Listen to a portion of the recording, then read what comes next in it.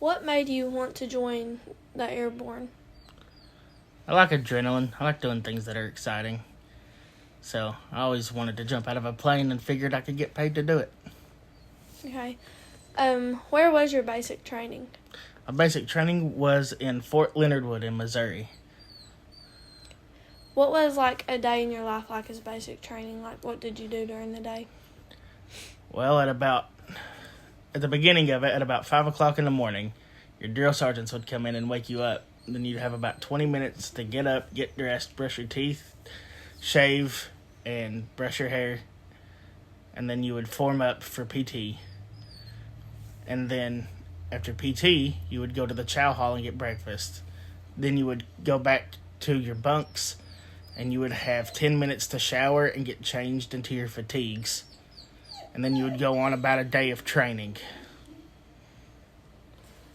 I remember you telling me about a gas chamber. What exactly was that about and for?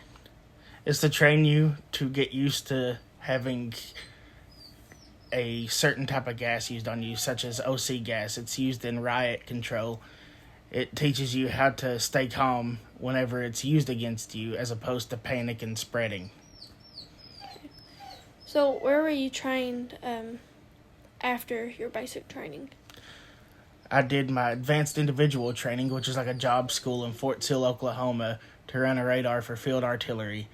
And then after that, I went to Fort Benning, Georgia for airborne school, where I had to qualify jumping out of airplanes. And then after I got to my unit station, we had 2 month-long training missions. One in Louisiana, and we were out in the field for a month, and it was teaching us how to work cohesively with other units and doing our jobs. And then we had one in Germany, which was to prepare for an upcoming deployment, but it was pretty much the same as Louisiana. Okay. Once you graduated basic training, how did your day change, like what you did? Well, through AIT, it didn't change much. It's pretty much the same structure, except you don't have drill sergeants coming to wake you up at 5 o'clock in the morning. You're expected to be an adult and wake yourself up. But other than that, you would wake up, go do PT, shower, and then you would go and get breakfast. They would bring a bus to pick you up, and they would drive you to the chow hall. And then you would come back, and you would go into a classroom and train on your specific job, as opposed to just being a soldier in general. Can you walk me through what goes into jumping out of an airplane? Well, the first thing you're going to do is go to what's called a pack shed, which is like a giant hangar where everybody meets up, and you're going to start putting on your rig.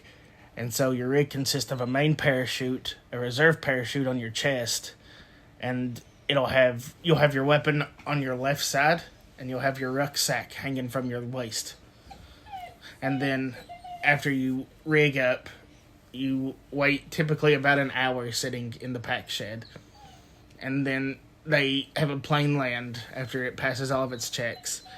And you get onto the plane and they take off. And it's usually a 10-minute flight to your drop zone. And then once the green light comes on, you jump out.